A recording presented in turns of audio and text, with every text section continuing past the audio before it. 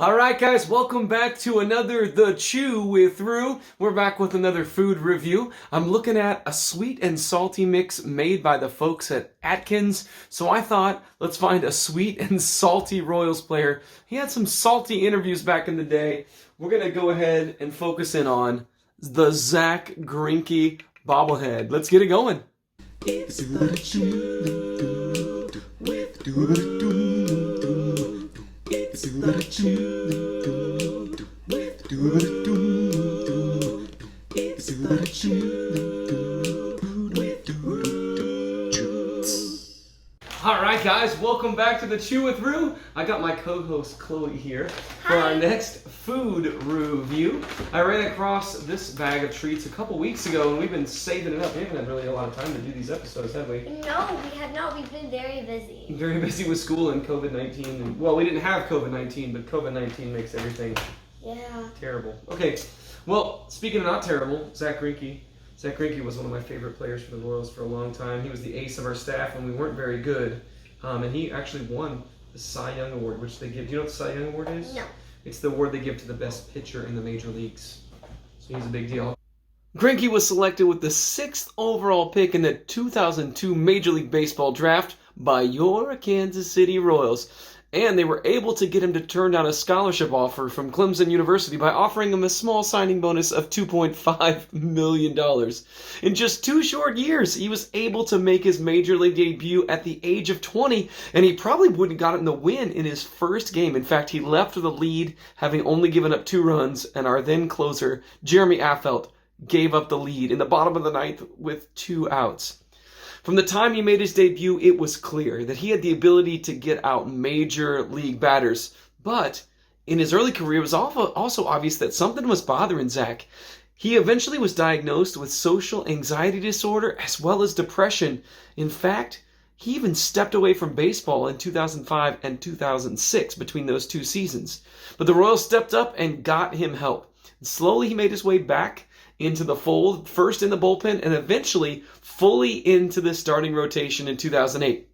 At the end of the 2008 season, he finished with 15 scoreless innings, and then he started off the 2009 season with 24 more scoreless innings, meaning he had 39 innings in a row that he had not given up a run. On August 25th of that same year, Grienke set the Royals club record by striking out 15 batters, breaking the record from Mark Gubicza. And he became really close to a no-hitter on August 30th that same year. He was 16-8 and posted a 2.16 ERA, which was the lowest in MLB, and won him the Cy Young Award in 2009. Just 1 year later, Grienke went to the Royals and asked to be traded. He didn't want to be a part of the rebuild, and so the Royals obliged just 2 short weeks later when they traded him to the Milwaukee Brewers for some names that were very important to the future of our franchise. They not only gave up Grienke, they gave up Yuniesky Betancourt, who was a terrible shortstop for our team, and we received back Alcides Escobar, Lorenzo Cain, as well as Jeremy Jeffress and Jake Odorizzi. Now, you probably never heard of those last 2, but those first 2, Escobar and Cain, became a big part of the great Royals teams that went on to win the AL pennant in 2014 and then eventually the World Series in 2015. And that name Jake Odorizzi was a part of the trade that sent Will Myers and Jake Odorizzi, plus a few other players, to get us Wade Davis and James Shields. Although his time in KC was tumultuous, Grienke is one of the best pitchers developed by the Royals, and his trade became a game changer for the Royals. He went on to play for the Brewers, Angels, Dodgers, Diamondbacks, and Astros, and he is still a major league pitcher. So let's look at the stats on this thing first. First of all, the front says 7 grams protein, 3 grams net carb, 1 gram sugar, and 9 grams fiber. That's sugar, not sugar. Yeah, it's pretty good. It says no artificial colors, flavors, or preservatives. Oh man, I love the artificial colors they put in food, don't you? No? No. I'm going to give these a try. So how many, why don't you read the serving size there? How much do we get? 13 bits. 13 bits? I think it says 13 bites. Well, whatever. 13 bits would have no E. All right, you ready to try it? Yeah. see what we I'm like. kind of scared because it says there's pumpkin seeds in it. It looks pretty good though. Naturally flavored. They look like little bits. These have a really high rating online. like 4.8 out of 5 on Atkins website. Okay, I'm Really good, and these are the good ones. They have a few different flavors. This is the honey almond vanilla crunch So bites. we're gonna start with one because Try smell this is- first. Smell let me- test. Smell test. Oh wow, there's a lot in the bag. I didn't There's a think lot, there'd quite a be. few. I You get did not 13. know. You get 13 things that big. All right, They're tiny. they are tiny, but you get 13 of them. All right, we're gonna try it together. They smell like honey. They smell like honey and like white chocolate. No, I just smell What? honey. Oh, crunchy than I expected. Oh, Yeah. Not too sweet. I'm gonna try another one. Okay. Don't talk in your mouth, Paul. No, no, no, no. That's so good. I'm not getting much flavor. I like them. You don't get much flavor at all. No, it is just a bit of crunch. Like right away, it's a crunch. Yeah, like you just like. I kind of wish it was like a bar. You know what it reminds me of? We have these bars that we buy at Sam's Club. We used to buy. They were like an almond crunch bar. Mason really likes them. That's exactly what it tastes like to me.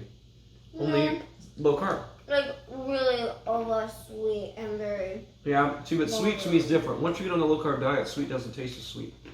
Really? Yeah, no, you don't crave sugar as much, and so little bits of sugar taste really sweet. Okay, I feel like you get a lot. Like that's why like 13 bites of this would seem like a lot of bites. Now I think just 2 or 3 is plenty for me right now. Oh god. I think it's pretty good. I'm gonna give it a rating. What am I doing a rating out of 10? Mhm. I think it's a good snack. I think this is going to go into my regular rotation of snacks. Cindy, I think you're really going to like this. These, I'm going to give it 8 out of 10. I'm not going to crave them, but when I'm in the mood for something like sweet and salty, that Sola granola that we tried, this is good stuff too. But if I'm in the mood to just pop something in, I think this is going to be a good treat for me. I give it 8 out of 10. Chloe, what do you give it? I'm only gonna give it a 5. Only a 5. You're a hard rater. But only because I don't think kids will like this because they are normally love like sweets and things like that. But since you're on a diet, it's like a little bit of sweet. Yep. It's only like it's 3 really grams good. net carbs. So for us, it's for me, kids, you won't like this. So don't try it. Not for the kids. I would say the low carb diet, not much for kids either.